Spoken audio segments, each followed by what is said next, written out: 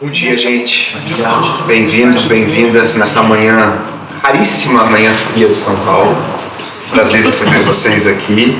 Eu sou o Fábio Fraia, um dos sócios da galeria.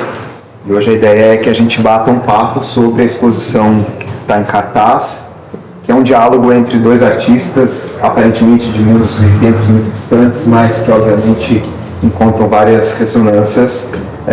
A senegalesa Seyni Awa Camara e o romeno imigrado para o Brasil, chamado Nicolai Dragos.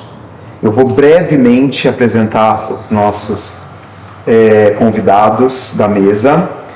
O Laimert é ensaísta, professor titular na área de Sociologia da Tecnologia na Unicamp, doutor em Ciências da Informação pela Université Denis Diderot, Paris 7, foi professor visitante da St. Anthony's College da Universidade de Oxford, publicou vários livros, ensaios na área de arte contemporânea, cultura e tecnologia, e é um dos curadores da nossa exposição. Seguindo na ordem, a Ohana de Cássia Santos é curadora e educadora, graduada em artes visuais e atualmente cursando MBA em Gestão de Museus e Inovação pela Associação Brasileira de Gestão Cultural, Expomos e Unimais. Atuou como assistente curadora no Núcleo de Fotografia Contemporânea da revista Zoom e do Instituto Moreira Salles de São Paulo. Foi curadora da Pinacoteca e também curou o programa de mediação, o Núcleo de Mediação e Programas Públicos do MASP, quando fomos colegas em 2018. Prazer te ver de novo. Sempre um prazer. E a Luciana Ribeiro. Luciana Ribeiro é educadora, pesquisadora e curadora. É mestre em História da Arte pela Universidade de Salamanca, pós-graduada em História da Arte pela Universidade Federal de São Paulo, Unifesp, e graduada em História da Arte também pela Unifesp, além de ter feito um curso técnico em Museologia pela Escola Técnica Estadual de São Paulo. Ela atualmente é docente no Departamento de Artes Visuais da Faculdade Santa Marcelina e do Centro Universitário Fundação Armando Álvares Penteado, FAAP. Também é uma das curadoras da exposição. Então eu passo a palavra para a Ohana. Muito obrigado mais uma vez pela presença. Ohana, com você. Obrigada. Bom dia a todas, todos. Peço desculpas pelo pequeno atraso no início da nossa conversa. Estava literalmente terminando a aula do MBA para conseguir estar aqui com vocês. Esses empenhos que a gente faz para estar em encontro com pessoas que a gente gosta, que a gente acredita no trabalho, como a Luciara, Fábio e Laimert. Então, agradeço a disponibilidade de vocês de aguardarem esses minutos a mais. Eu queria começar um pouco desse trajeto, dessa mediação, falando um pouco também de uma experiência que me atravessou lendo os textos de cada um dos curadores, para pensar quais são as relações possíveis entre artistas de gramaturas tão distintas, de origens tão distintas, mas principalmente para pensar quais são as relações que hoje eles podem, então, acentuar na exposição que está acontecendo aqui na galeria atualmente. Artistas que a gente tem talvez uma apreciação muito recente, né? Trabalhos que a gente talvez não tenha uma relação tão próxima, mas que a expografia e os textos de alguma maneira vão trazer, vão adensar conversas e tensões de criação que de alguma maneira se aproximam, né? Se tornam pares de alguma maneira. Mas, claro, com as suas distinções, com as suas materialidades.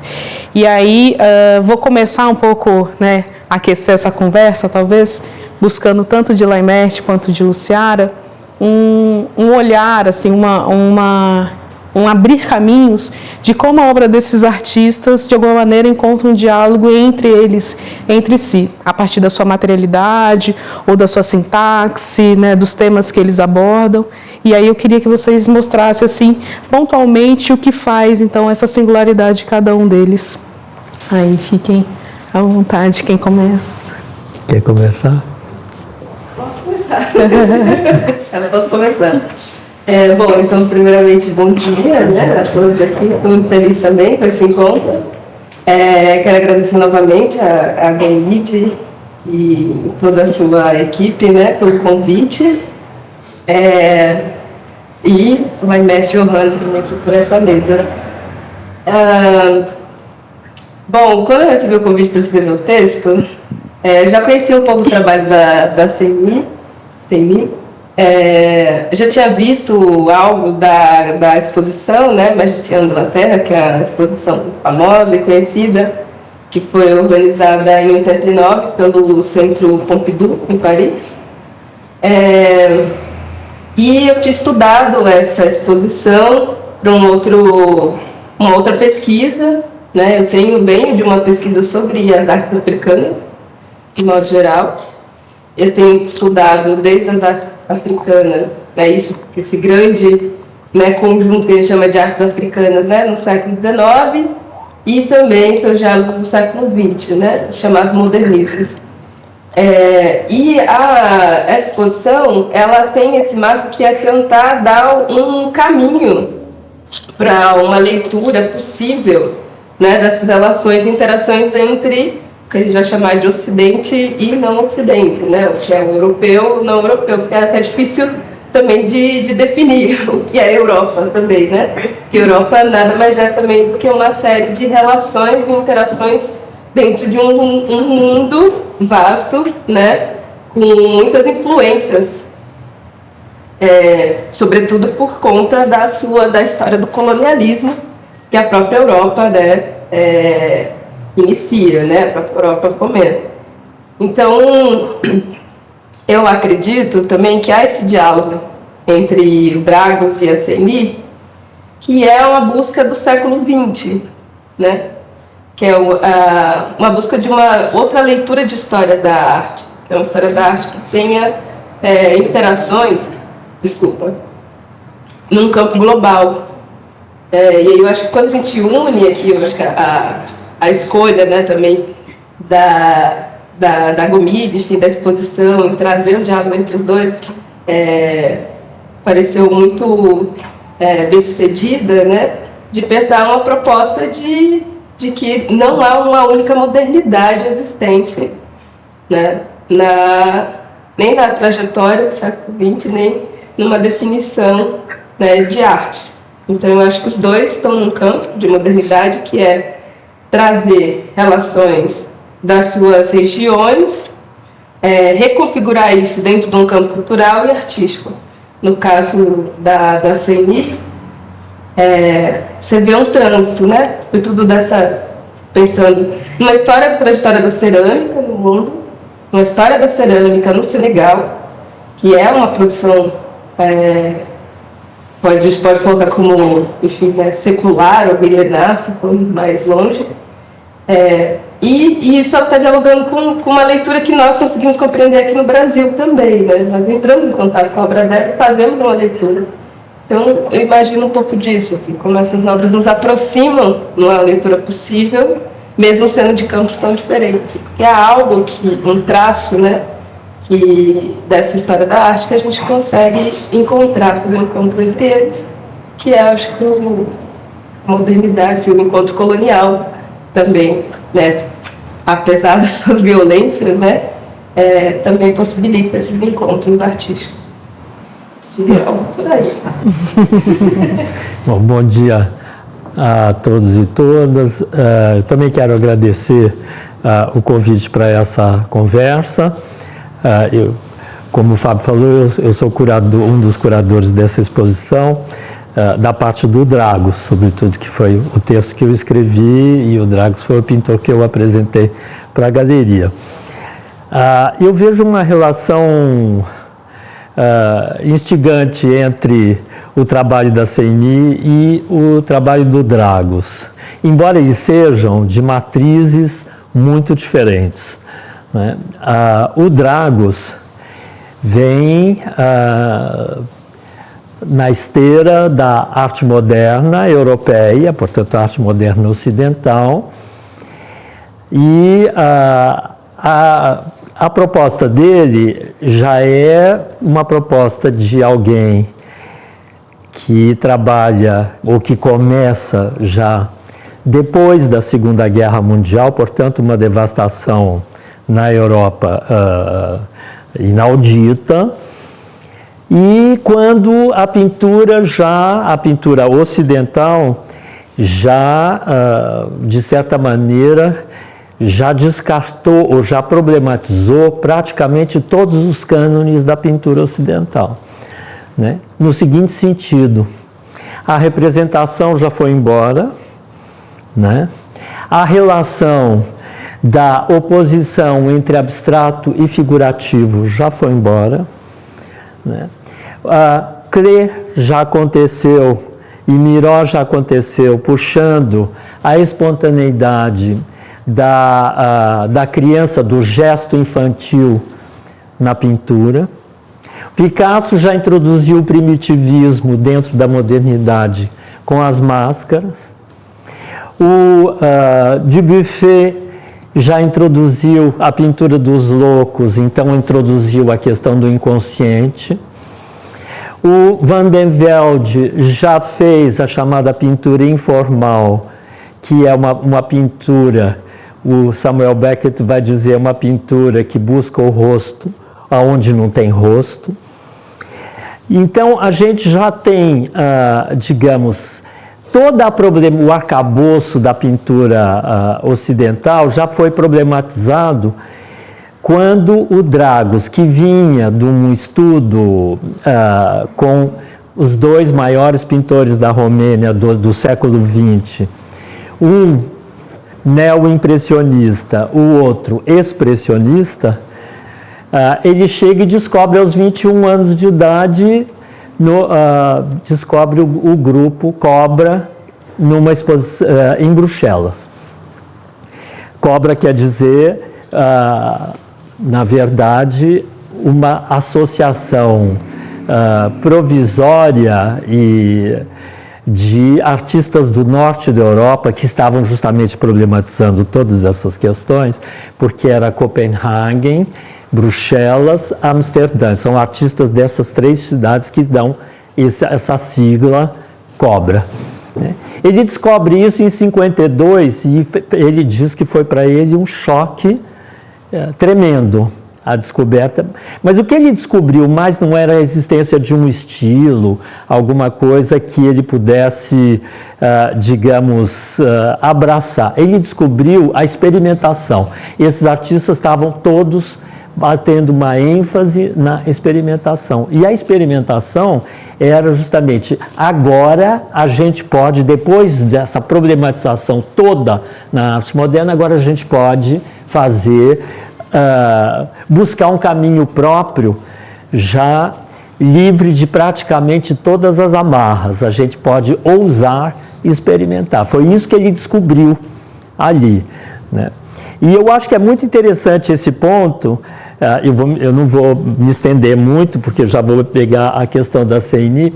É muito interessante esse ponto, porque o que caracterizou a pintura do Dragos foi essa fidelidade a essa descoberta aos 21 anos de idade. Ele foi do começo ao fim, até o último trabalho que ele fez, ele foi coerente com isso. O Dragos era um médico, né, e pintor ao mesmo tempo. E ele considerou que as duas carreiras eram paralelas, ele não quis misturar as duas carreiras, mas tem um ponto de encontro dessas duas carreiras, que é o ponto em que ele, por um lado, tinha uma formação científica como médico e ele tinha um interesse pela biologia, sobretudo pela epigênese, né? A epigenética é justamente o conhecimento que se dá sobre como é que se forma o embrião e como é que esse embrião toma forma.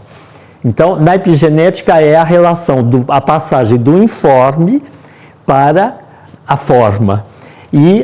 Mas, sobretudo, não é para a forma já dada, é a passagem, quer dizer, a tomada de forma. Então, o que interessa é a tomada de forma, ou seja, de como de alguma coisa que não tem forma vai aparecer uma forma. A partir de dentro desse caos ou dessa desordem do que não tem forma. Ele se interessava por esta passagem, né? E ele se interessava por essa passagem como médico, por um lado, mas ele se interessava como é que isso se dá na pintura. Ele queria saber como é que isso ia acontecer na pintura. E do começo ao fim, a cada quadro, ele vai fazer isso de novo, que vai ser sempre uma a mesma matriz de entendimento do que é que se vai pintar, né? Como pintar o embrião da pintura, como pintar a pintura em seu embrião, como pintar o germe da pintura. Esse é o tema do Dragos. Que relação que tem a ver com a CNI?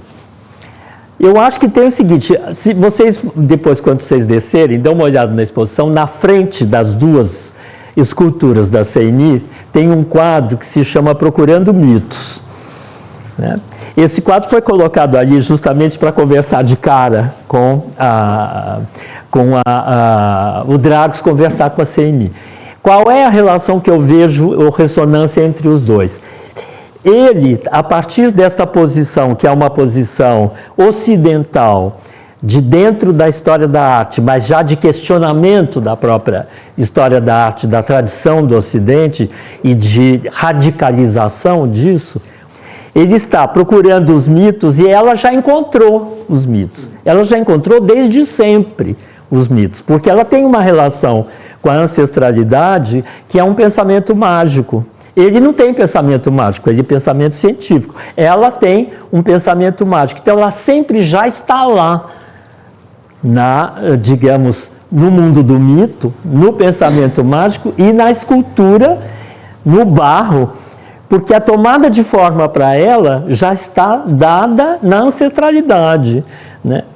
Essa tomada ela vai, digamos, inventar ou diferenciar ou criar dentro de um movimento que é ancestral. A ligação dela é ancestral, que é completamente diferente do que acontece com ele.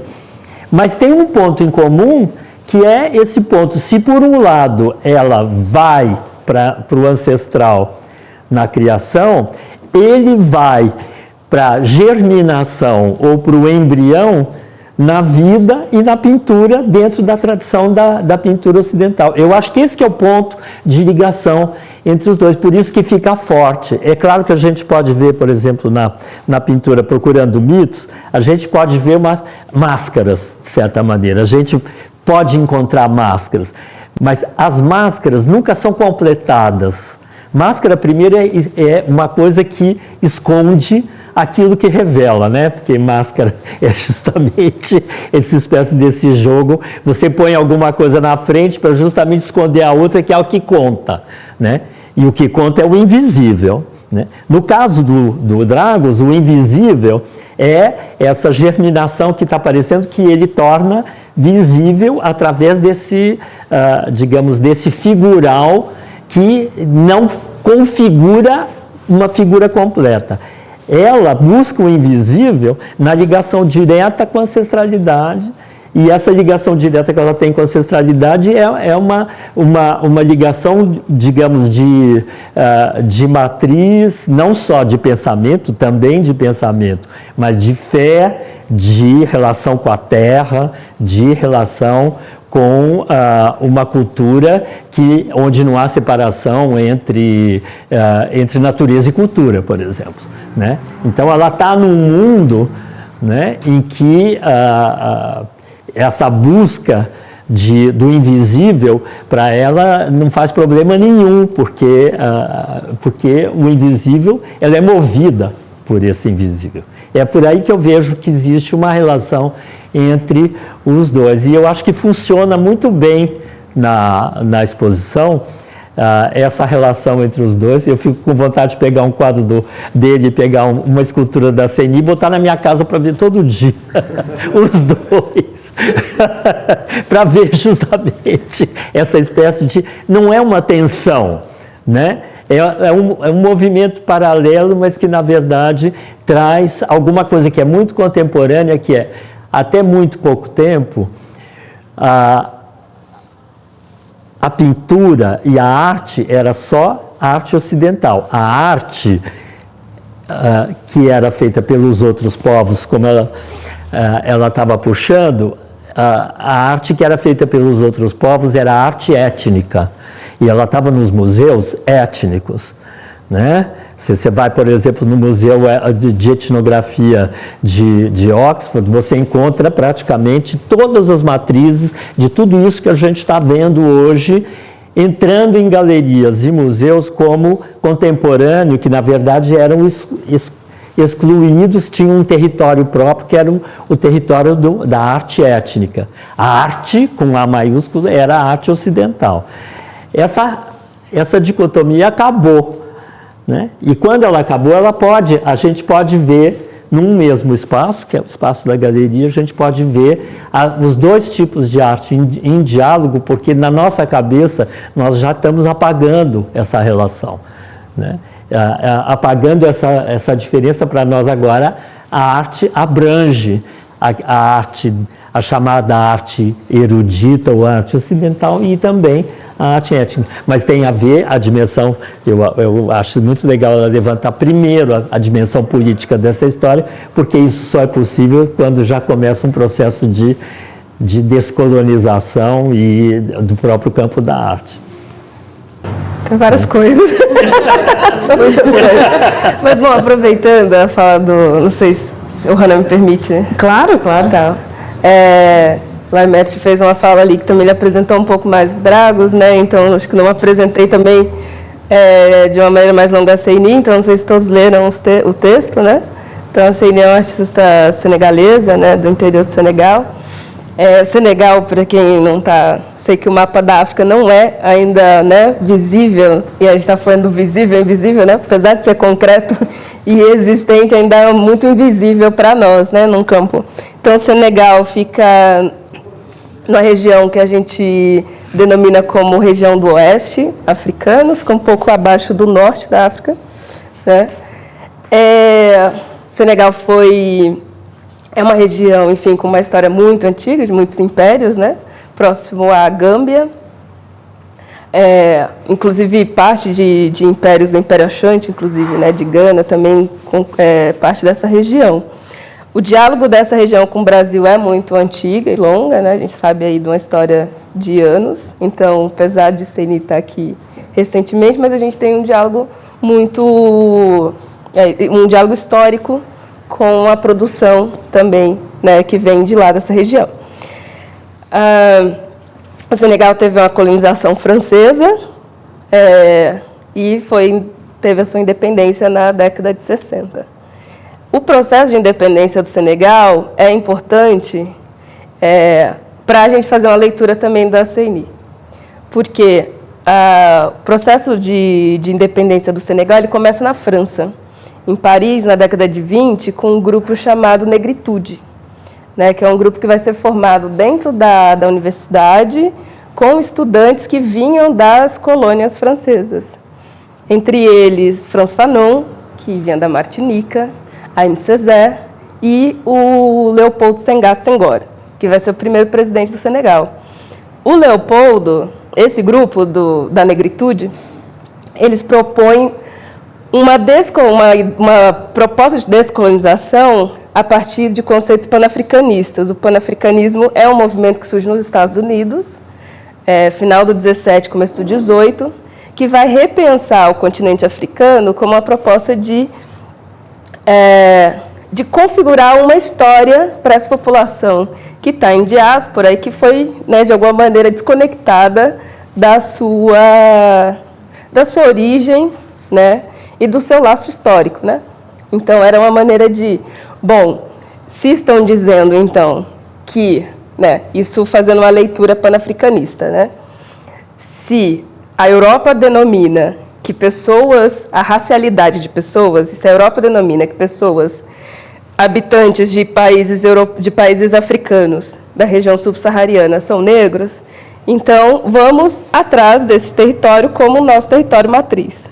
Claro que a gente sabe que a história do mundo, a geopolítica é muito mais complexa que isso, mas, naquele momento, século XVII, final do XVII, começo do XVIII, fazia sentido para aquelas pessoas como uma reconfiguração de si da sua humanidade. Então, aí surge o panafricanismo, né? O panafricanismo é essa noção de que a África pode ser um espaço sem fronteiras, um lugar único de compartilhamento e solidariedade entre si. E é assim que se faz a independência dos países africanos, na base panafricanista e da solidariedade. Então, a gente tem desde a década de 50 e, sobretudo, nos anos 60, que é conhecido como a década das independências, o marco da maioria das independências em África. E o Senegal está nesse processo. E aí, nesse processo das independências, teremos 3 países de destaque que vão pensar numa proposta de definição, redefinição de África pós-colonial. Senegal, Gana e Nigéria.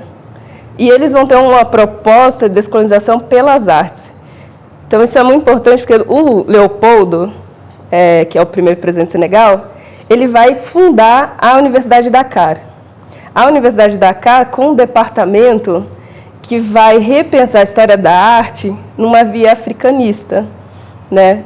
E, sobretudo, colocando o Senegal como um ponto de partida. Então, eles vão olhar, bom, se a Europa está dizendo que há uma proposta de arte, que tem um clássico, que surge, que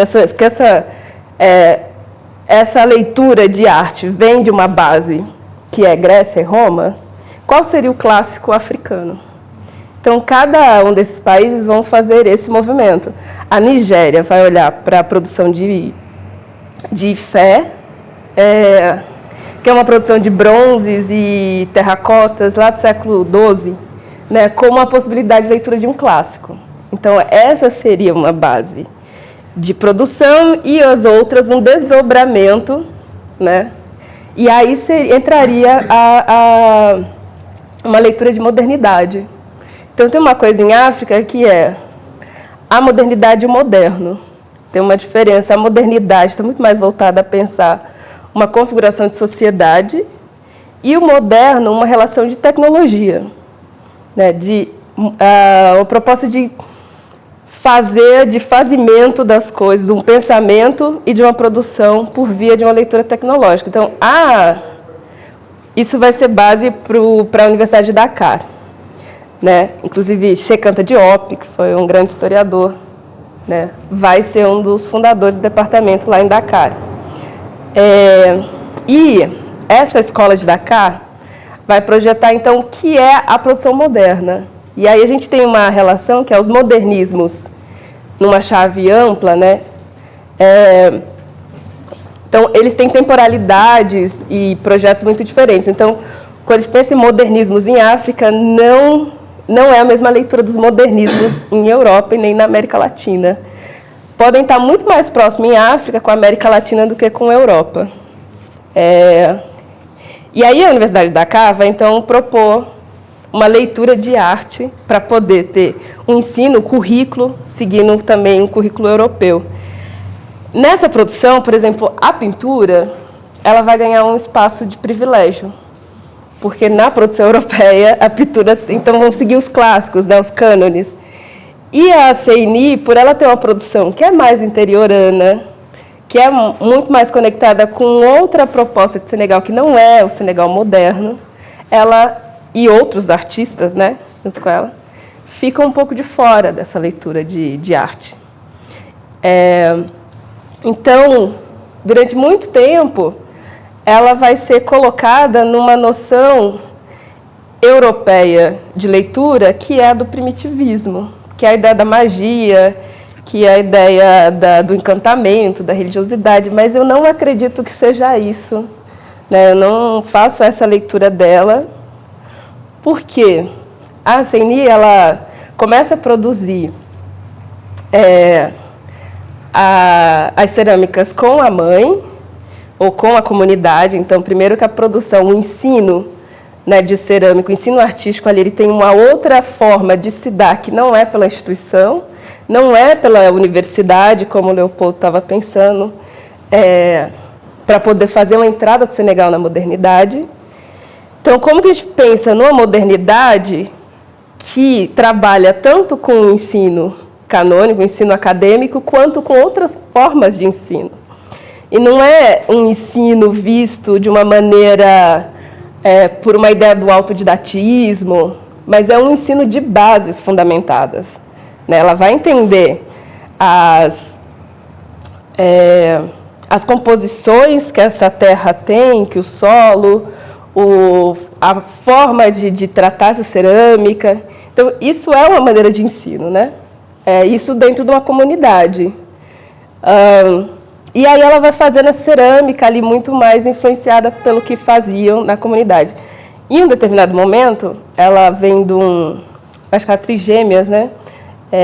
Ela é uma dos trigêmeos. E ela conta que por volta dos 12 anos, eles passam 4 meses na floresta. Ela, segundo o relato da Ceni, ela se perdeu com os irmãos na floresta e ficam 4 meses. E são alguns que ela vai chamar de gênios, né, que vão cuidar deles durante esse tempo. E esses gênios vão ensinar a cerâmica, a elaboração da cerâmica, que ela já tinha um ensino prévio, e a criação desses seres que ela faz desde então. Ela faz esses seres a partir das relações que ela vai estabelecer com essa espiritualidade, né, após a saída da floresta. Assim, é possível que tenha sido, sim, uma experiência religiosa, uma experiência espiritual, eu acho mais espiritual do que religiosa. Porém, muitas das culturas africanas têm um processo que é da iniciação. E você faz a iniciação na mata, né? É o momento em que esse sujeito vai passar de uma fase de adolescência para uma fase adulta. E ali você vai entender segredos, enfim, dessa cultura, né? Coisas que talvez, provavelmente, ela nunca conte a nós. E talvez essa história seja até não é uma invenção, mas é um drible dela conosco. Pode muito bem ser, assim.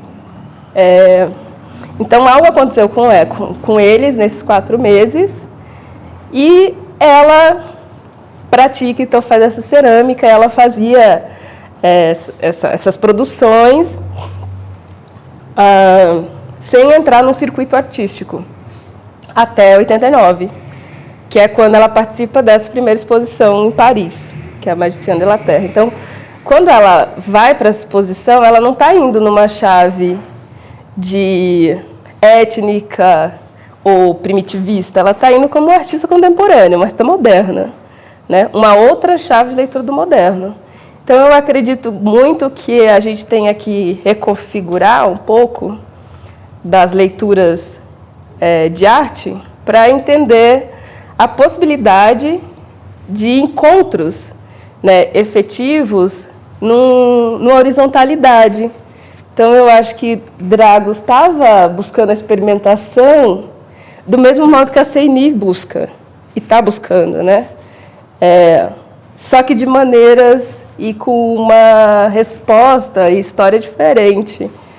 E eu acho que ambos, e acredito que todos os artistas, têm a sua ancestralidade posta sempre, e a sua racialidade, porque não tem como não trazer quem nós somos quando produzimos algo, né? Então, acho que isso marca tudo. Eu acho que quando Dragos propõe, né, a sua produção, ele está falando da sua ancestralidade, que é europeia, que é dialogar com todos esses artistas, né, de uma tradição europeia. É ancestralidade, né?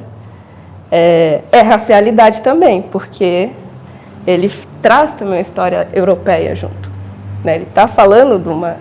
E a Ceni também. Então, eu fico pensando por aí também, num diálogo que seja mais... que pode ser mais de encontros horizontais entre essas artes, essas produções, né?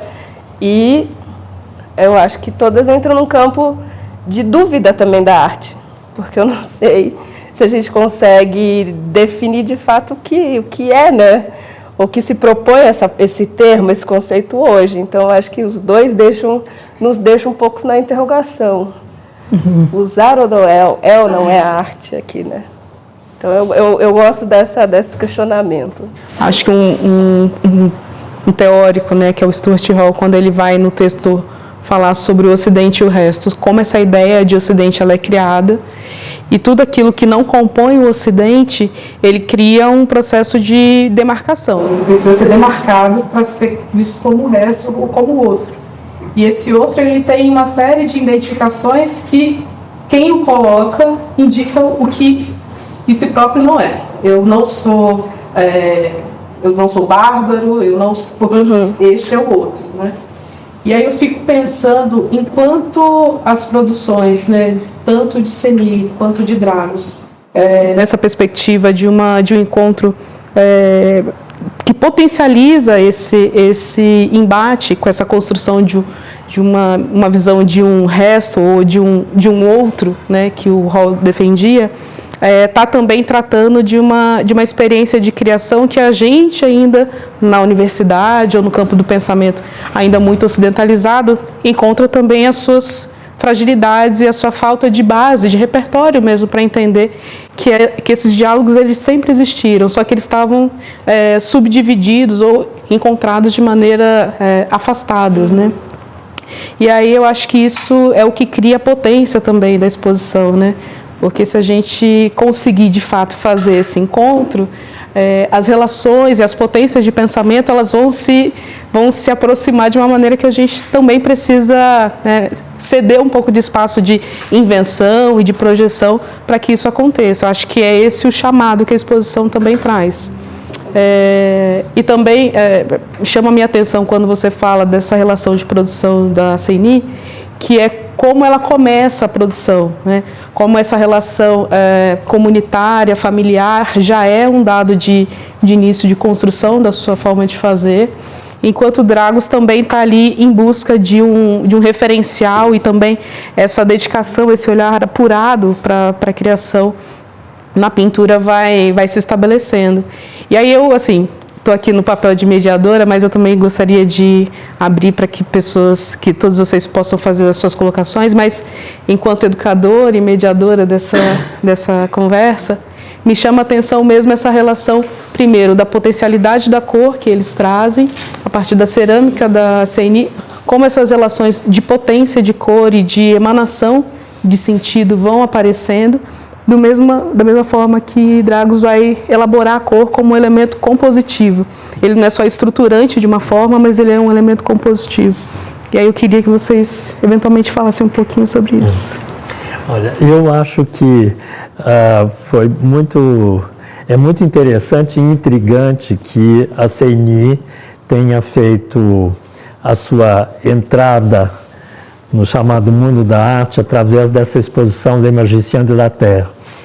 Porque tem um historiador da arte alemão chamado Hans Belting, e ele escreve um texto mostrando que essa exposição Les Magiciens de la Terre foi o começo da quebra dessa dicotomia, dessa divisão entre o mundo da história da arte e o mundo da arte, da chamada arte étnica. Foi quando começou a quebrar, quer dizer, que ela entra num momento praticamente inaugural da quebra dessa, digamos, dessa divisão, inaugurando, de certo modo, também um olhar contemporâneo que vai colocar não no mesmo plano as coisas, mas que vai problematizar o campo inteiro, né? E eu acho isso muito interessante. Enquanto você estava falando, me veio aqui uma imagem que tem um pedacinho dessa exposição que eu gosto particularmente, que não fui eu que fiz esse pedacinho, mas que foi o Thiago Gomide que fez, que pegou uma escultura da CENI e ele botou essa pequena escultura olhando para uma pintura do Dragos, né? Como se a escultura da CENI fosse uma espectadora daquele quadro que está na frente, né? Isso cria não sei por que me veio, a hora que você estava falando, uma relação muito forte entre os dois trabalhos, né? Porque o trabalho do Dragos está na parede, é uma obviedade que eu vou falar, mas o trabalho do Dragos está na parede, o trabalho dela está no espaço, o trabalho dela é tridimensional, né? E ela está, digamos, aquela escultura de repente se torna o espectador daquela pintura lá. É como se estivesse vindo de um outro tempo, vendo aquele tempo. Mas os dois tempos são ao mesmo tempo, né? Os dois são contemporâneos. Então, tem uma coisa muito forte que eu acho que acontece ali, e para voltar na questão da cor, né? Eu acho que a questão da cor se torna tão importante nessa exposição, em parte, tem uma parte que é da CNI, uma parte que é do Dragos e tem uma parte que é da expografia. Essa expografia, a pessoa que fez essa expografia, né, que na verdade são duas pessoas, basicamente, a pessoa que desenhou o espaço, concebeu o espaço, e a pessoa que escolheu as cores dessa exposição, as paredes do lado de fora, e que viu, evidentemente, todas as pinturas que iam entrar nessa exposição, né? Eu não sei o nome dele, porque eu não conheço, eu conheço... Lucas Rimeno. Lucas, sim, que é o Gejo. O Gejo foi que escolheu as cores, né? E que fez as cores dessa exposição. Que eu acho, uma coisa que é preciso falar, porque eu acho que ela... uma parte dessa relação é feita pela expografia, é feita pelo Gejo ao escolher esse cor-de-rosa do lado de fora e a escolher essa cor de terra com duas texturas diferentes naquele cubo que cria esse espaço mais íntimo, né? É uma pessoa danada para a cor, que tem um entendimento da cor e teve um entendimento tanto da escultura quanto da pintura muito forte, e que faz também essa ligação, e faz através da cor, né? Porque o que ele fez, eu acho, a gente estava comentando ontem, até aqui, com a Thaís, uma moça que é aqui da galeria, nem sei se ela está aqui, e a gente estava falando, ai, que maravilha, porque fazia 15 dias que eu não vinha aqui. E, de repente, eu entrei aqui ontem e falei, nossa, como essa exposição está bonita. Lá embaixo é vibrante, tem uma coisa forte e tal. E aí, depois a gente subiu aqui e viu a pintura do Dragos, que é mais ou menos da mesma época das pinturas que estão lá embaixo. E que tem vários desses tons de rosa, também dessas gradações de cor e tudo, aqui, né? E aí... a Thaís fez um comentário que eu achei muito interessante. Ela falou, de certo modo, a expografia, a cor lá de baixo, puxou as cores do Dragos, né? A expografia realçou as cores do Dragos, deu uma espécie de uma vivacidade para as cores que fazem uma diferença com relação a um fundo branco, né? E eu acho que isso aconteceu mesmo, né? E aconteceu por quê? Porque eu acho que o entendimento do Gejo, que você falou que é o nome dele. O Lucas e o Gejo. O Lucas foi fundamental na escolha da cor também. Então legal. Então vamos dar o crédito para os dois. O Lucas e o Gejo puxaram as cores dos dois trabalhos, dos dois artistas, eles puxaram, né? E aí entra numa questão que eu acho que é muito interessante, que é essa, qual é a potência de uma cor? O que é que uma cor, até onde a potência de uma cor pode ir, né? Há um texto de um filósofo francês chamado Gilles Deleuze, que eu gosto muito, chamado Sobre a Pintura, e ele faz um comentário muito interessante sobre a cor a partir do Cézanne para cá, porque o Cézanne achou que a forma não tinha importância, o que tinha importância era a cor. É o primeiro grande colorista, né? E o que importa é a cor, né? E a questão que se coloca a partir daí, quando a cor não está mais subordinada à forma, a pergunta é, o que uma cor pode e até onde ela pode, né? E o Deleuze faz uma resposta que eu acho que cabe muito bem para o Dragos, porque ele diz o seguinte, uma cor pode até onde a sua potência vai. Quando a sua potência se esgota ou termina até onde ela vai, ela entra uma outra cor, porque sempre vai entrar outra, né? Então uma cor vai até onde ela pode. E no Dragos eu acho que isso acontece muito, porque como a pintura dele é uma pintura de germinação, e como ele pinta no chão, né? É um corpo a corpo com a pintura, não é uma pintura de cavalete, não é uma pintura que tem um horizonte, é uma pintura, ele está que nem Pollock, está num corpo a corpo com a pintura. Então, até onde, como é que ele sabe que ele precisa mudar de cor? É porque uma cor perde a outra, não é ele que manda, de certo modo, na escolha de uma cor. Uma cor vai até onde ela pode e ela chama uma outra cor. E ele nesse embate com a matéria mesma da pintura, né? Mas assim como ela está num embate com o barro, e o barro dela também não tem uma cor só, né? O barro dela, se a gente olhar bem, a gente vê que tem um monte de nuances, né? Assim como tem um monte de figuras que aparecem e você vê uma figura, mas depois essa figura já está praticamente desaparecendo e está vindo outra ali no lugar, né? Acontece muito isso também, nessa questão da cor, né? Mas eu achei que era legal chamar a atenção para a expografia, porque a expografia realmente potencializou o trabalho dos dois, né? E aí eu vou aproveitar, porque no seu você falou desse trecho com o texto de Deleuze, foi exatamente o trecho que eu peguei do seu texto para fazer o comentário dessa pergunta.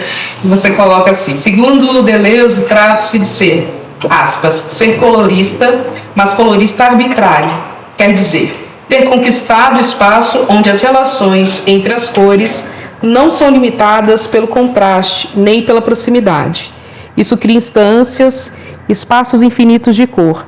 Então você pode suprimir tudo, a figuração, o motivo e o que você quiser, e vai ficar apenas com os seus dois elementos da cor moderna, a saber, a cor estrutura e a cor peso, o que poderíamos chamar de cor força. O jogo das cores força e das cores estrutura vai definir esse espaço colorista e formar a nova modulação. Mas super interessante, né, esse trecho. Eu concordo com o Laimerti, assim, essa questão do quanto a cor na exposição ela está associada à tipografia, né?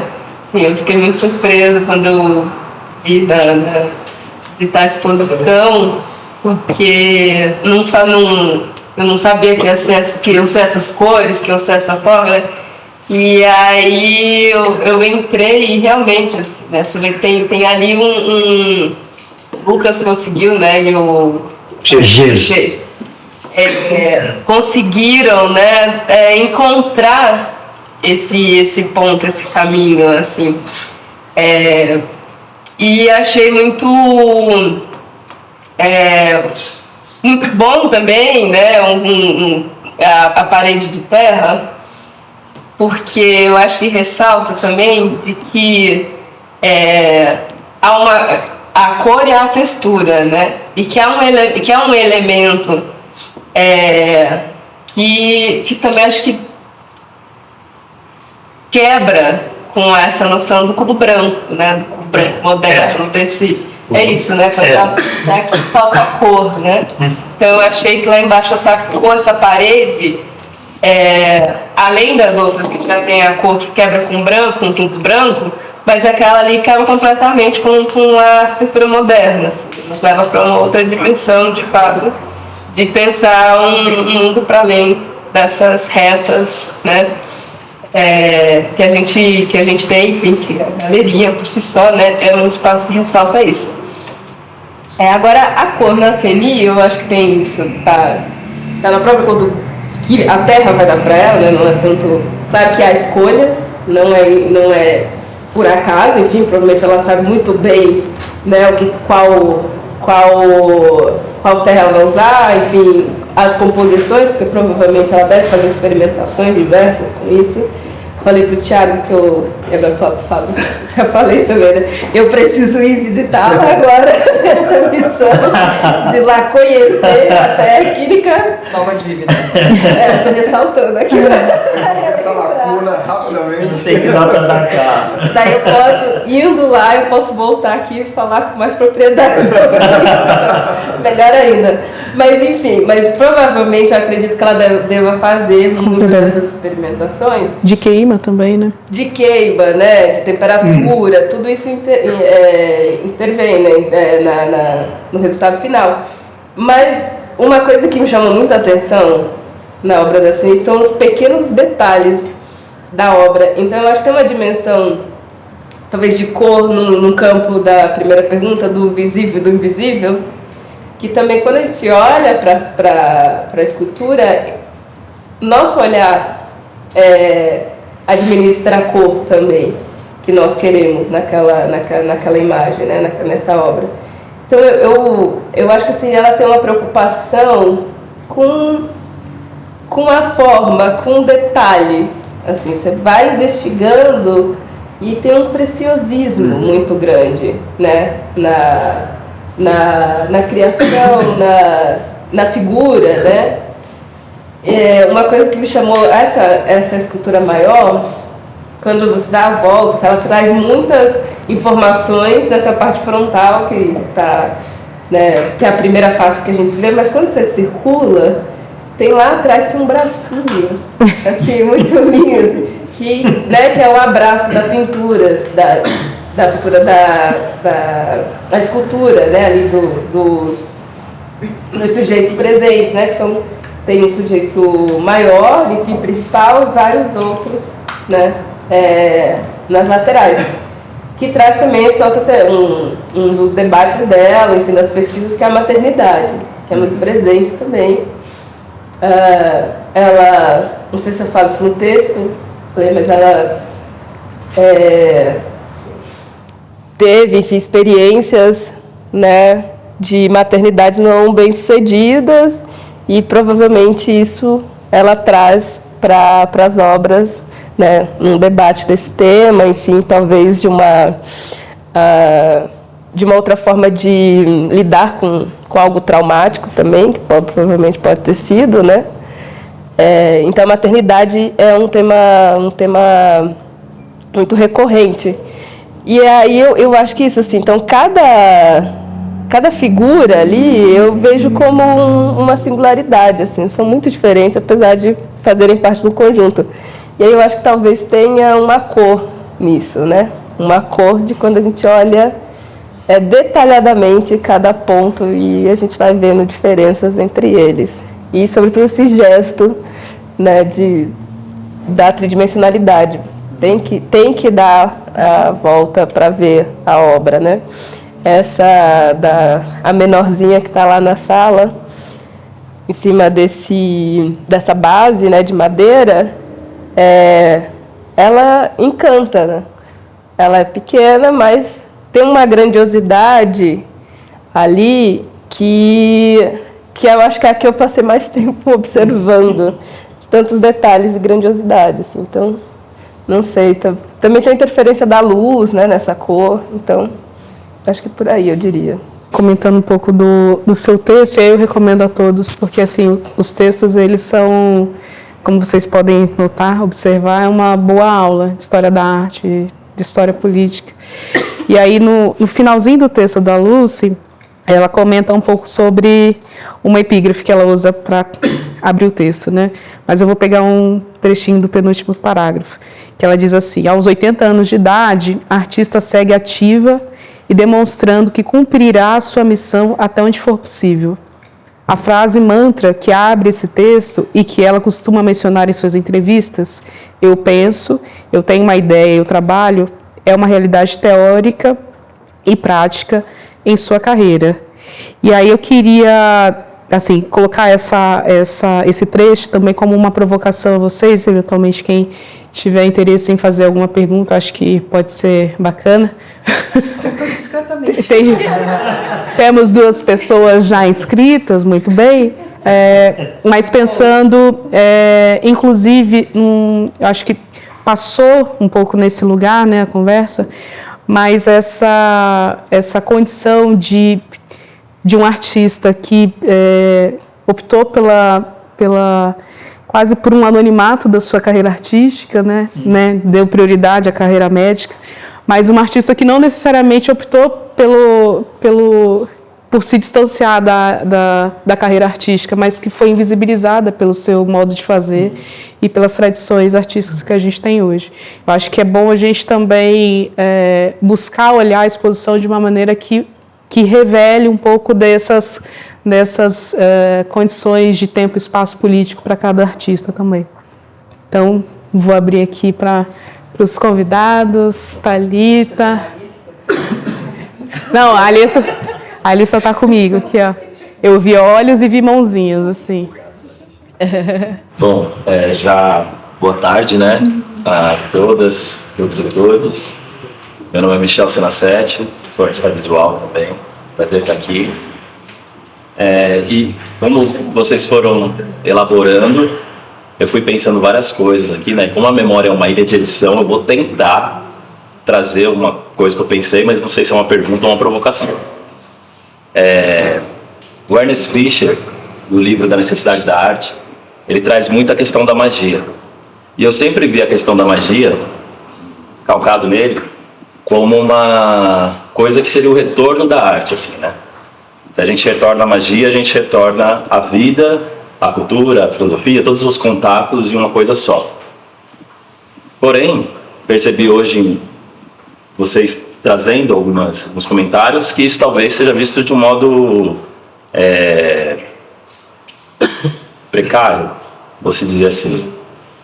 E para trazer um outro ponto, outro aspecto de um outro artista, quando o Jung escreve O Homem e seus símbolos, que eu considero um equívoco, pois deveria ser a humanidade, né, e seus múltiplos símbolos, né, porque se tratam da diversidade que a humanidade contempla, pessoa nos reflexos de uma natureza, ele pega o exemplo da entropia para trazer a natureza no trabalho do Pollock, e poderia ser um paralelo com o Drago.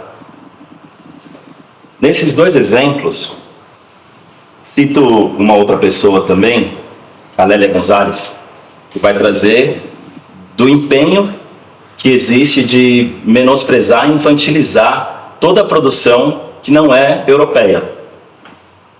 E que agora seria o nosso momento de retomada. Eu queria que vocês comentassem sobre esses aspectos, por favor, que envolvem tanto a tentativa de humanização do Pollock, que na verdade está ali fazendo um movimento acidental, com algum propósito, obviamente. E o que seria essa magia que é tão atrelada ao trabalho e à construção de uma própria natureza de si próprio, né, de si própria, e que nos humaniza a partir do momento que eu entendo a coisa e a coisa me transforma, transformando a mesma? Ou seja, toda forma tem um conteúdo, todo conteúdo tem uma forma, inerentemente é material, né? Como que a gente consegue, sabendo de tudo isso, ainda dizer que na magia, né, sejam essas etnias, esses povos, não há generalidade humana e é primitiva e infantil? Pergunta cabulosa. Vamos fazer um intervalo para Não, acho que tem várias coisas que eu fui anotando quando você falava. Primeiro, eu acho que, retomando a última fala da Ohana, né, dessa citação, essa frase que, pesquisando a Ceni, lendo, fiquei assistindo entrevistas dela, falas, enfim, ela repete com frequência esse ponto, né? Eu penso, eu trabalho, eu faço. Primeiro ponto, eu penso. Então, eu acho que não é à toa que ela está querendo reforçar isso, né? Não é... E aí, né, a gente entra em debate, né, com uma visão ocidental, uma visão, enfim, conservadora, uma visão século XIX, enfim, da produção desses ditos outros, né, mas que a Europa também é outros, né, porque para a Ceni, para mim, o outro é a Europa, né, de algo que vem, que surge quase como do além, assim, né, como se não fosse pensado, organizado, planejado, fosse e aí vem a ideia da magia, né, fosse uma criação, né,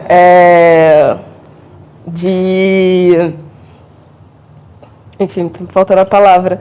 Mas essa criação... assim, quando a pessoa... A ideia do autodidata, né? Que me incomoda muito esse termo. Porque ninguém é autodidata na vida. A gente aprende, né? Seja observando algo, seja criando, né? Imaginando, enfim. Mas são formas de aprendizagem. Então, nada surge por acaso, né? Você tem um pensamento envolvido. Então, eu acho que não à toa ela vai falar isso. Eu penso. Eu trabalho. Eu faço. Isso é um trabalho. Eu sou artista, né? Talvez, eu acho que a Ceine, ela não se reivindica, e eu acho que é machismo mesmo, eu não conversei com ela, não sei. Mas nesse lugar do artista do sistema, né? Eu acho que ela não se coloca é muito mais da pessoa que cria porque é matéria vital dela, né? Porque faz sentido na vida dela essa criação. Obviamente, né? Essa criação entra num sistema financeiro que para ela é trabalho. Então, isso também circula e está tudo bem. Eu acho que é muito tranquilo. Então, eu trabalho. E eu realizo, né? Eu faço. Então, eu acho que reafirmar isso, eu penso e eu trabalho, é uma maneira da CNI, e eu acho que a gente pode ampliar isso para pensar a sua pergunta, que é para sair da ideia da magia. Porque a magia é a transformação de coisas, é uma alquimia de coisas, né? Se a gente for observar, tudo é magia, porque eu me transformo, né? Eu não sou a mesma que a corretora, eu sou um ser mágico no mundo, né? Acho que para a gente sair de uma noção de que a magia é que não é compreendido pelo Ocidente. Porque o que a Europa vai mais ou menos definir, né, para esses outros, o Leonardo citou o Humboldt, né? E nesse livro ele fala, né, o Humboldt faz esse panorama, né? Então, que não é localizado ali dentro de um ponto de uma racionalidade europeia, também é posto no lugar da magia, né? A Idade Média mágica, né? A feitiçaria, as bruxas, né? O Renascimento, não. Como não? Aí você fala, o que é uma tinta a óleo sobre tela, se não é magia? Né? Se eu não tenho uma tela em branco, de repente surgiu uma imagem, para mim isso é magia. Então eu acho que a gente tem que fazer uma outra leitura de que não necessariamente tem a ver com essa noção de mundos separados, porque eu acredito que tenha muito esse reforço, né, que a magia está em algo que a gente não domina, e como se nós dominássemos o visível, e a gente também não domina esse mundo. Então, tudo tem um encontro maior, uma mescla de coisas que a gente pode fazer com uma leitura contemporânea, né? Mas, nas pesquisas sobre produções não ocidentais, a gente vê esse ponto sempre como um tema associado, né? Principalmente as produções africanas. Não à toa, essa exposição, né, que a gente citou aqui, do Pompidou, chamava Magos da Terra, né? Então, e era porque traziam artistas ocidentais, né? Então, o que não é ocidental fica nesse lugar do incompreensível, do não racional. Então, a gente tem que transformar, talvez. A magia, ela é também racionalidade, e todos produzem a sua magia. Então, eu faria um pouco desse jogo. Não sei se você respondeu. Bom, e a sua pergunta, para mim, ela evoca dois exemplos de artistas. Um você mesmo já nomeou, que é o Polo, né? E que é considerado, digamos, um artista ícone, praticamente, da pintura moderna, da pintura abstrata moderna, do expressionismo abstrato, né? Mas há uns 20 anos atrás, teve uma exposição em Paris do Pollock e o xamanismo. E era um curador que descobriu primeiro, uma coisa que todo mundo já sabia do interesse do Pollock pelo xamanismo e pela produção das pinturas e dos desenhos dos índios Navajo. E esse curador foi atrás e resolveu montar uma exposição mostrando a relação que existia entre a pintura do Pollock, sobretudo os drippings, como itinerários xamânicos. Que tipo de diálogo havia entre a pintura do Pollock e a pintura dos Navajo. E essa exposição era uma coisa impressionante. Ela era fortíssima porque ele mostrava, através de trabalhos, cerâmica, pintura corporal, um filme etnográfico absolutamente maravilhoso dos anos 30, em que você podia ver que era mais do que era uma ressonância fortíssima entre o trabalho do Pollock e essas pinturas. E esse sujeito levantava uma tese que não foi aceita por ninguém, né, de que o Pollock tinha encontrado, através da sua busca, da sua pintura, tinha encontrado um caminho de xamanismo, de uma linguagem xamânica, e que ele tinha acessado essa pintura ancestral, essa arte ancestral que era a arte dos Navajo, que é uma coisa muito impressionante. Quando o Hans Beldt escreveu um livro chamado Arte Global, ele me convidou para fazer um texto nesse livro, né? E era justamente sobre essa divisão entre a arte etnográfica, arte ocidental ou arte com A maiúscula, né? Eu fiz esse texto e eu puxei o exemplo dessa exposição nesse texto. Era um texto longo para o livro dele, ele leu o texto, falou, eu quero publicar o texto, mas eu quero que você tire o pedaço, a referência ao Pollock.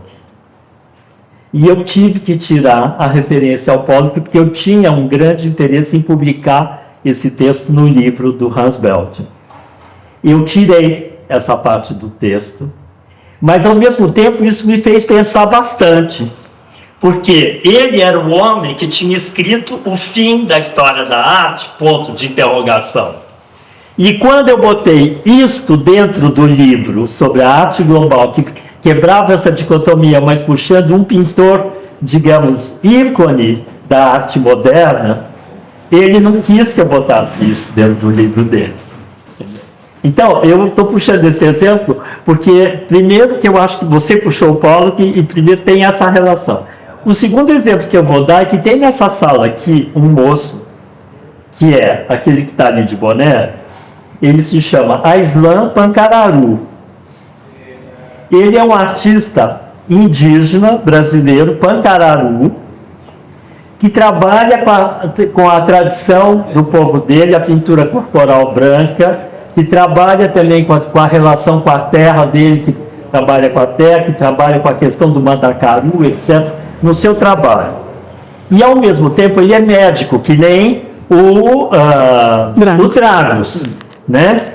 Só que ele é um médico Pancararu, né? Ele traz uma coisa que nessa exposição seria interessantíssimo, por exemplo, pegar o trabalho dele e botar junto com a CNI e junto com o Dragos, porque ele ia pegar uma coisa numa ponta, a ponta da ancestralidade ele ia pegar numa ponta, e a ponta do médico na outra, porque na pintura dele também tem muito do trabalho celular, histologia. Quando a gente olha a pintura dele, a pintura inspirada na pintura corporal Pancararu, a gente vê também uma informação que é uma informação celular do aprendizado que ele fez na medicina, na histologia sobre as estruturas celulares, né? Então ele mistura essas duas coisas ao mesmo tempo, né?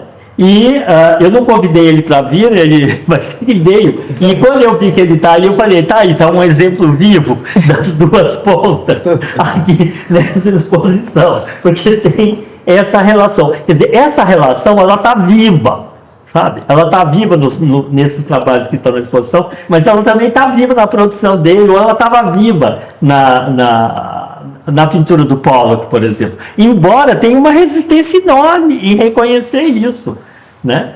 Bom, eu sou a Thalita Trisoli, né? Deixa eu me apresentar, porque está gravando também, socorro, né? Perigo. Bom, eu trabalho na curadoria e pesquisa de história da arte também, só para deixar essa referência de que eu sou a chata da história da arte, né? E aí, na verdade, o comentário que eu queria fazer vai muito de encontro, inclusive, com a pergunta do colega aqui atrás, que aparentemente esse é o grande ponto de tensão no momento em que você vai trazer artistas que têm uma matriz distinta, né, que não seja canônica, mas na verdade sempre é, porque sempre se cria um cânone, né? E aí algo que me chamou muito a atenção logo no começo da conversa, e de antemão eu já peço desculpas, eu cheguei aqui em cima da hora, não vi a exposição ainda, farei isso depois, mas algo que me chamou muito a atenção foi a expressão pensamento mágico, né? Porque, enfim, isso é um aspecto do que eu tenho refletido também nas pesquisas, de como que ainda se opera numa lógica dicotômica de separação, né, de produções manuais e fenômenos artísticos, em que de um lado você tem o supostamente racional, o supostamente fundamentado nos preceitos iluministas, com uma suposta metodologia de organização do mundo, e o resto é fantástico, é magia, né?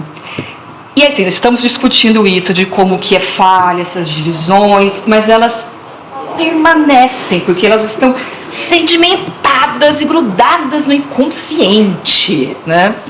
Ainda que, né, deram o exemplo do Pollock, que eu vou puxar até um pouco mais para trás, Mondrian, né? Vamos pensar numa abstração geométrica que é utilizada inclusive por nós brasileiros como um exemplo máximo de organização racional do mundo, né? E Mondrian, ele é uma das figuras eleitas. Mondrian ficou um ano hospedado numa casa teosófica com Madame Blavatsky. Ou seja, o pai, um dos pais, né, porque são vários pais que dividem essa paternidade, não tem mãe, né? Outra questão. Mas uma das figuras que é eleita como fundadora, né, de uma determinada linguagem moderna, racional, ocidental, branca, eurocêntrica, tinha um pé fincado nessa lógica mística, nessa lógica fantástica, né? E isso, enfim, é um vício que permanece. Está gravando, depois eu vou me ferrar com isso, tudo bem. O Acho que é só registro da galeria, né? Não, tudo bem, ok. O MoMA está preparando para o ano que vem e próximo todo um ciclo de exposições pensando nessa questão da arte e religião, né?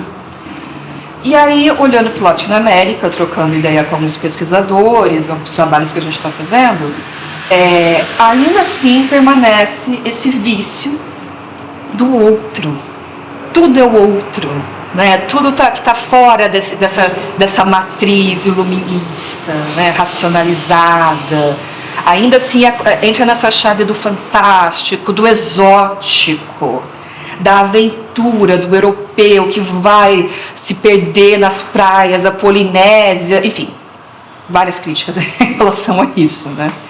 Mas acho que é só comentário, né, para trazer à tona o quanto que isso ainda está forte na nossa mentalidade dessa divisão.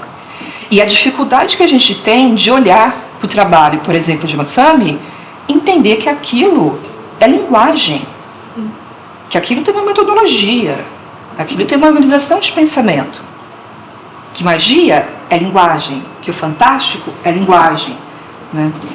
Tarô, astrologia, vamos recordar que antes do estabelecimento dos parâmetros científicos, né, a ideia do paradoxo e paradigma, a astrologia ela é considerada como uma ciência. Tem até um livro do Foucault, que eu não vou lembrar qual é, porque o cérebro é terrível, em que ele começa narrando o exemplo de que um dos reis quando nasceu, foi desenhado no mapa astral do nascimento dele, e conforme ele foi entrando na idade de governar, ele pediu para apagar uma parte desse mapa. Por quê? Porque aí o inimigo veria o ponto fraco.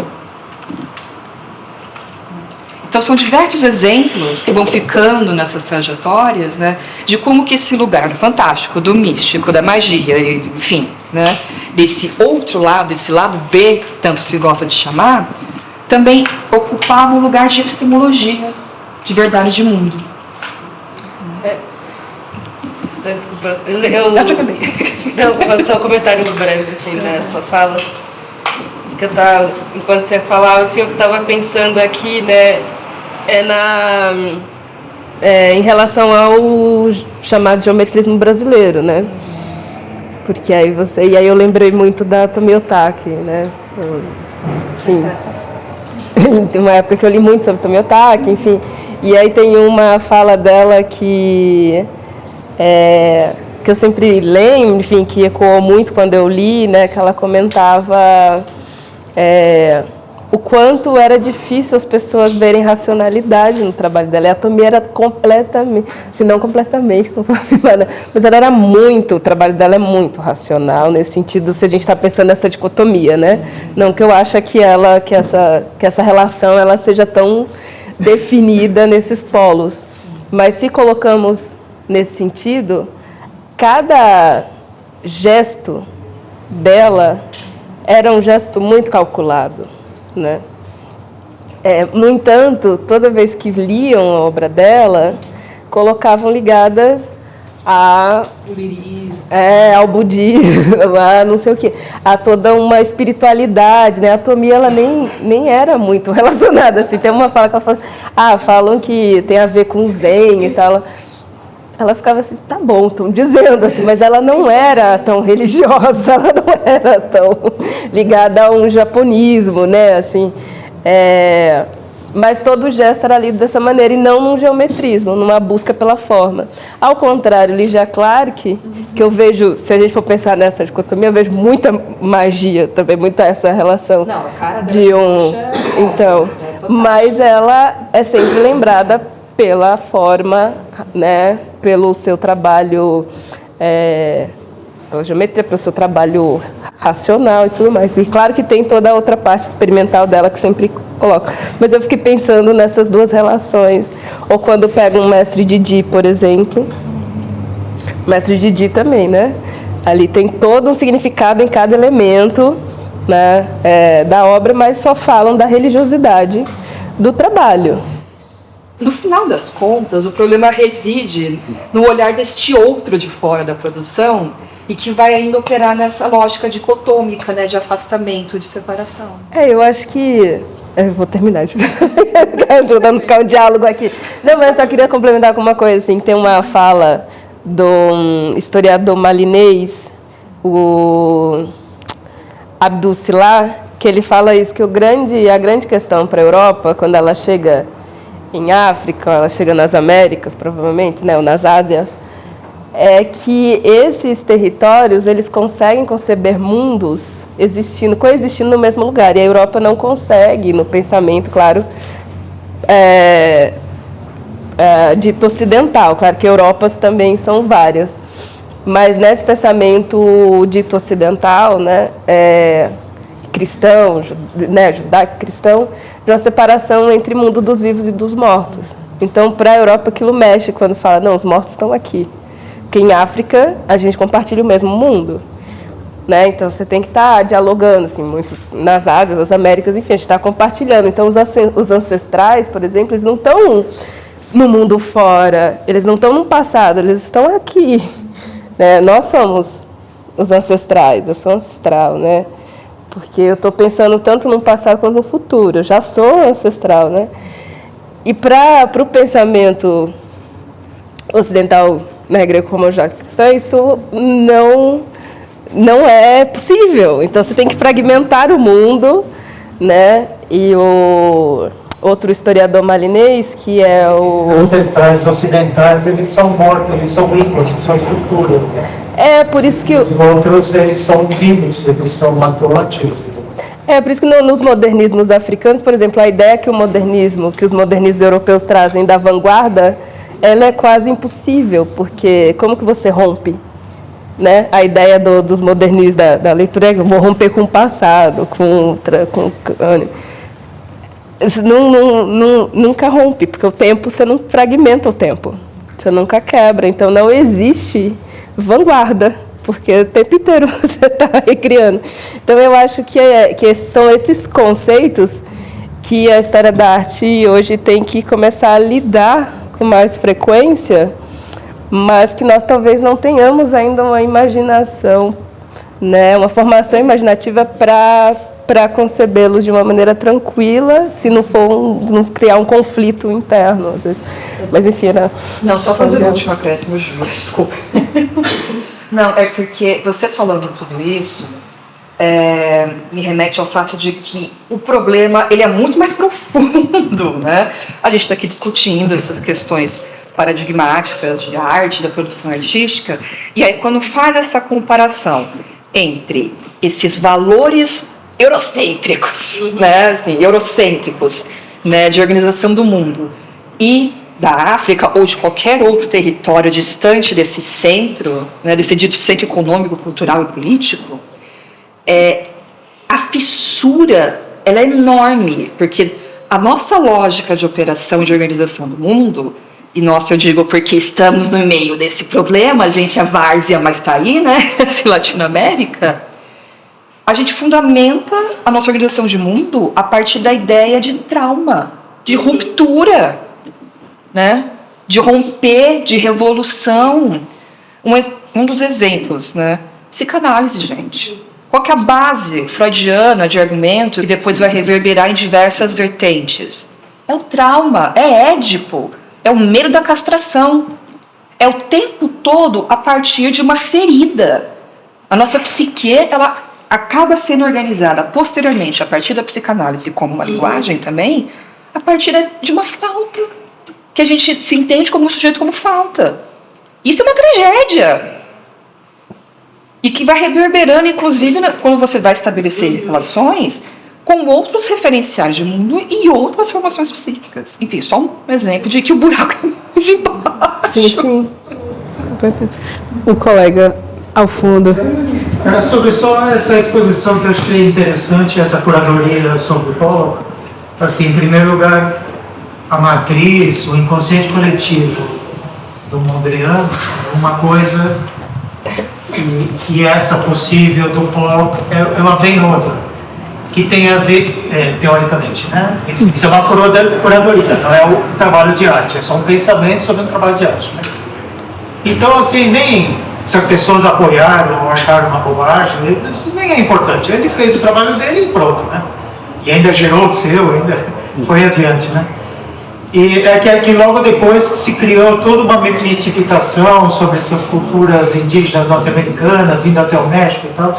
Criou muita literatura sobre isso, até recentemente um dos grandes caras que escreveram sobre essa cultura indígena norte-americana foi desmascarado, que era tudo inventado, livros que a gente leu na adolescência, né? Mas assim, o mercado norte-americano, de tempos em tempos, ele precisa ressuscitar alguns nomes, mesmo que sejam nomes excepcionais que marcaram o país num determinado período, em correntes artísticas que foram criadas, né? Por isso essa grande diferença. O expressionismo norte-americano é uma coisa inventada, é uma coisa de laboratório. Não é bom nem ruim, não é nada disso que eu estou falando. Eu estou falando que é algo que foi criado de uma forma, num tipo de laboratório diferente no laboratório na Nigéria, no interior da Nigéria nos anos 60. São duas coisas bastante diferentes. Então, utilizar uma mesma ótica, não tem como a gente estar usando uma ótica ocidental para falar, usar essas expressões magia como uma palavra fetiche, né? Então a gente tem que tomar muito cuidado, porque isso parece a palavra quântico nos últimos anos. Ela serve para tudo e não serve para nada. Então tem que tomar muito cuidado. É por isso que tão poucos artistas escreveram sobre isso, mesmo que eles fossem místicos, poucos escreveram sobre isso, porque eles tinham certeza absoluta e tinham toda a razão de que eles seriam muito mal interpretados, né? Que de repente a obra poderia ter uma outra visão que não é. Claro que qualquer coisa pode ser uma visão livre. O artista nunca vai ter controle sobre isso, o olhar do outro, né? mas eles sempre evitaram de falar. Alguns poucos escreveram bastante sobre essas suas pesquisas, suas viagens místicas e tal, mas a maioria resolveu ficar quietinho sobre isso, porque só sabia que isso ia fazer um barulho e não ia funcionar. Mas às vezes esse barulho funciona no futuro, né? Quando o artista já está bastante morto, daí você descobre uma outra abordagem sobre aquilo e faz aquele trabalho sair do limbo do preço médio, do ticket médio, para voltar a ter aquilo que ele merece, né? Que é o valor para o bilionário russo comprar no leilão, né? Então assim, essas coisas, essas ideias novas são bastante interessantes, mas assim, elas são coisas do mercado e do mercado ocidental, né? Não é uma coisa que a gente, assim, que pensa, tem que levar tanto a sério. É só uma ideia criada para enriquecer meia dúzia de pessoas, assim, a gente não pode levar tão a sério. É só uma mistificação, não é um olhar sobre o misticismo. É uma coisa, são duas coisas bastante diferentes. E só quem está no meio mesmo que entende a diferença entre uma coisa e outra, né? Quem não vive essas coisas só utiliza essas coisas como objeto, como palavra, como algo inventado, né? Criado como estrutura de linguagem, né? Claro, né? Como tudo, mas é algo que não tem tanto valoração, ele só serve para criar mais valor a alguma coisa, né? Ela não tem valor em si. Mas uma coisa que eu achei, o outro assunto, isso era só sobre essa exposiçãozinha de nada que você comentou, né? Mas sobre essa exposição aqui, eu achei interessante que ela provoca essa fricção da arte do continente europeu com o continente africano, né? Assim, a fricção suave, boazinha, do entendimento entre os povos, assim, da escultura olhando para o quadro, essa coisa mais quase afetiva e tudo, né? Mas eu fico pensando assim, será que um dia a gente não deveria começar a pensar em decolonizar a chamada arte europeia também, e não só a arte asiática, africana, andina, porque a gente olha para esses países todos do terceiro mundo e vê conflitos, e vê guerras, sempre, quando especialmente ele de que origem mesmo? Romeno. Esses povos têm uma visão dentro da Europa extremamente complicada. Assim, um romeno não é um búlgaro, não é um turco, não é um irlandês, não é um italiano. Eles não são amiguinhos, eles são tão inimigos. E isso no período moderno, contemporâneo, a gente assistiu genocídios tremendos, semelhantes ao que aconteceu na África, com a diferença que a África tinha grandes impérios promovendo essas coisas, e aqui você tinha apenas exércitos sendo apoiados por vizinho de cá ou de lá, né? Mas aconteceram conflitos tão graves assim. Então existem fricções dentro da Europa tão complicantes, né? E consequentemente interessantes, né? Para a gente não parar de chamar também de arte ocidental, de arte europeia, como se fosse tudo a mesma coisa, né? Como a gente já parou de chamar a arte africana disso, né? O continente é maior, né? Mas a África, a Europa não é menos complicada do que isso, né? E tem tensões muito sérias e que colocam e consequentemente produz artes e visões de mundo também muito diferentes, né? Mas é claro que quando que a gente tem centros, tinha Paris, tinha Nova York, então eles vão sugando tudo para tornar uma coisa pasteurizada e na verdade esses grandes centros de arte ocidentais, eles promoveram um museu étnico também da própria arte europeia também, né? Mas, o objetivo disso, eu não sei, assim, seria mais fácil vender o produto assim, sei lá, eu acho que não, eu acho que é simplesmente preguiça intelectual e transformar tudo numa mesma coisa. Eu posso comentar, eu não concordo muito com você no primeiro, sobre o comentário a respeito da exposição do Pollock, porque eu acho que poderia ter essa dimensão, vamos inventar uma nova maneira de perspectivar a pintura do Pollock e com... hein? É só uma desconfiança, não é uma acusação. Uma desconfiança, não, mas enfim, com um objetivo de mercado. né? Eu acho que isso é possível, fazer releituras de trabalhos para justamente, eu acho que isso existe, é um dado do próprio sistema de arte de injetar novos olhares para poder justamente criar novas perspectivas de valor para uma pintura que já está consagrada, etc. Eu acho que isso existe. No caso dessa exposição, com toda o caráter, o que me chamou a atenção, eu vi essa exposição, eu não li o catálogo da exposição, eu vi essa exposição. O que me chamou a atenção nessa exposição era a força da relação entre os objetos etnográficos que estavam na exposição e o modo como o trabalho do Pollock era apresentado, porque era progressivo.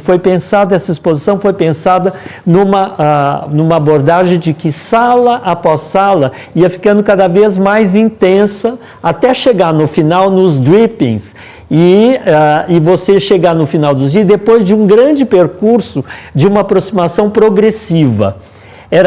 A exposição tinha sido montada para mostrar isto, né? E acontece que ela mostrava isso através dos trabalhos, era uma leitura dos trabalhos de alguém que conhecia muito bem a obra do Pollock desde o comecinho.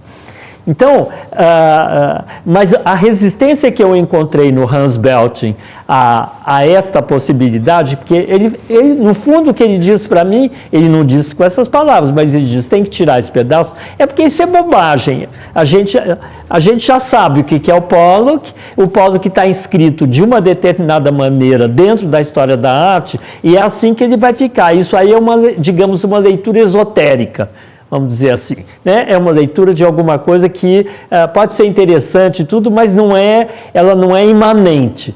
Mas o que a exposição mostrava é que talvez fosse imanente, né? O interesse dele pelos Navajo talvez fosse imanente e era mostrado através do correr da produção dele até chegar na questão dos drippings, etc., como caminhos abstratos. Se a gente, por exemplo, pegar os drippings e a gente comparar com os desenhos, por exemplo, do Taniki, que é o melhor desenhista dos Yanomami, o melhor desenhista, mas é um absurdo a gente dizer isso, porque os desenhos do Taniki, o Taniki é um xamã. Ele fez uma série de desenhos para Cláudio Andujar nos anos 70. Esses desenhos agora estão na Bienal de Veneza, neste ano. Se você pega os desenhos do Taniki, são só linhas e pontos, só. Não tem figuração nenhuma nos desenhos do Taniki, são linhas e pontos. Eu posso aproximar isso com a pintura do Pollock? Eu acho que é possível, eu sustento de que é possível aproximar. Por que eu acho que é possível aproximar? Porque a maneira como... E ele não era um artista. O Taniki é um xamã, foi pedido para ele desenhar, mas quando você pega o desenho do Taniki, você fala assim, como é que pode fazer isto? Foi a experiência do desenho do Taniki foi uma coisa que, durante anos, eu conversei com a Cláudia Andujar dizendo, será que é porque nós somos ligados aos Yanomami, a gente acha que isso é extraordinário, ou isso é extraordinário? Né? Será que somos nós que estamos projetando em cima do desenho alguma coisa que está acontecendo aí, que a gente acha que está acontecendo aí, ou está acontecendo aí? Né? Isso era uma pergunta que a gente tinha, eu resolvi tirar a prova disso. Né? E a prova eu fiz foi quando, na Bienal de São Paulo, veio o Francis Aires fazer a montagem daquele vídeo do furacão, dele entrando no furacão. Perguntei para ele, perguntou, tem alguma coisa interessante de São Paulo para ver? Eu falei, o que eu posso mostrar para o Francis Aires, para um artista dessa grandeza, o que será que eu posso mostrar que possa interessar a ele? Né? Eu falei, tem uma coisa que é interessante, que são os desenhos de xamã.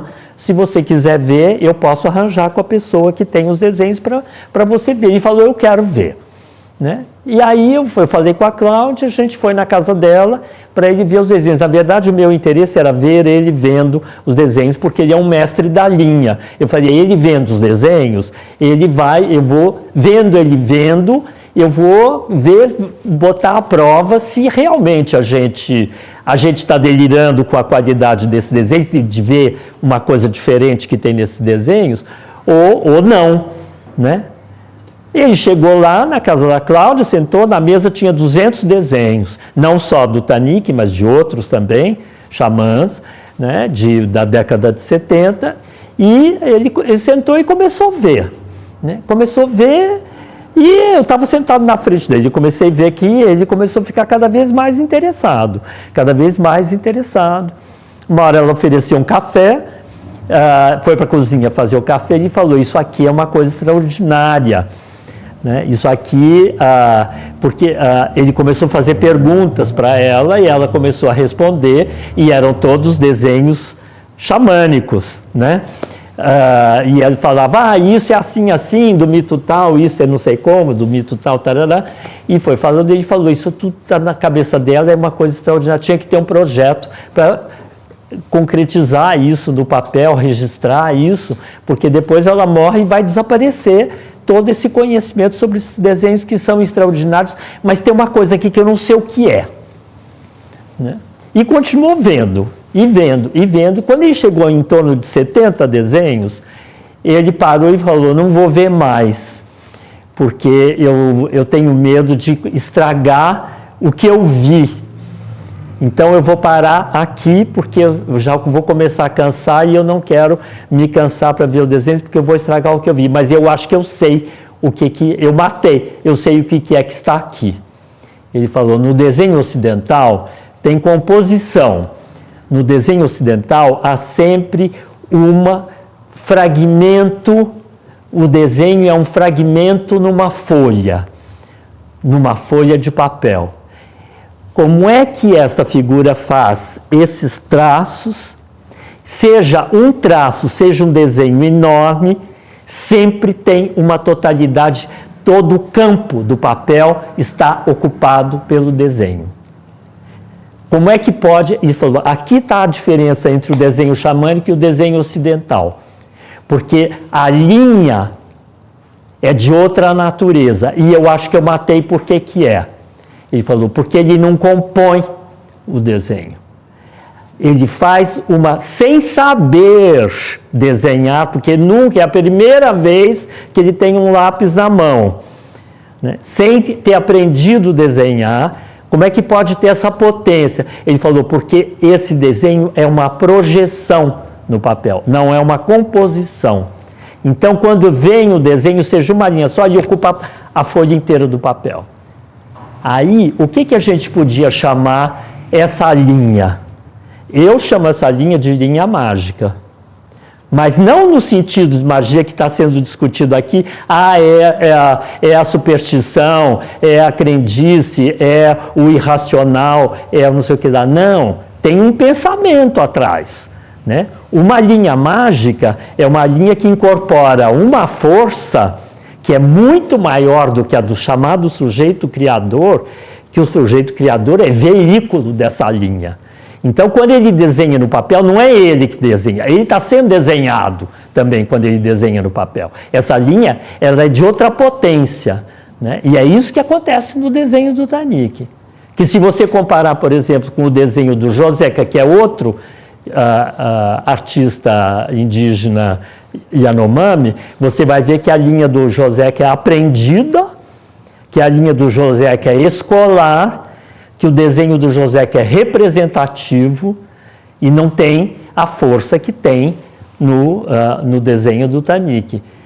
Aí está a magia, mas no sentido positivo da palavra. Uma outra lógica, um outro tipo de relação, uma relação cósmica, se a gente quiser, né? Um outro tipo de cosmologia, um outro tipo de epistemologia também.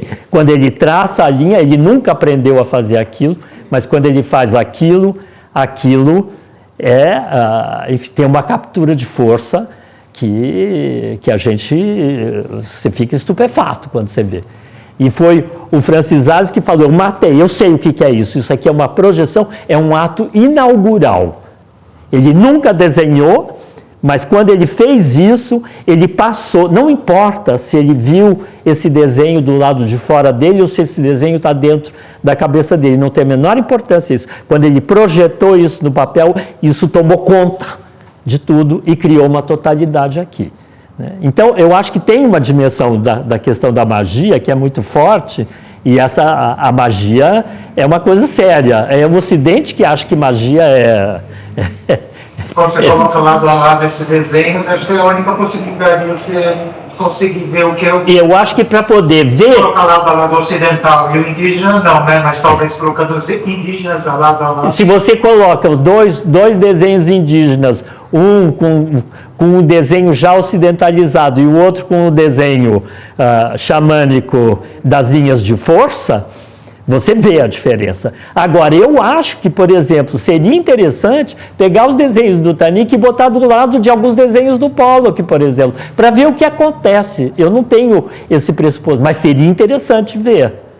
Certo? Seria interessante ver para ver que tipo de linha de força tem, qual é a diferença entre um e outro, se eles não chegam na mesma coisa, mas eles têm caminhos. Será que tem ressonância entre esses caminhos? Eu acho que esse é o ponto que podia ser interessante. A gente vai precisar encerrar o nosso encontro. Estou falando demais. De jeito nenhum. Desculpa, Daniel. E agradeço também pelas contribuições. Quero agradecer a vinda de todos, pela disponibilidade, Laimerte, Luciara, querida. Sempre muito bom estar entre vocês. Espero que tenha sido um encontro que alimenta também a alma e o nosso interesse por ver a exposição.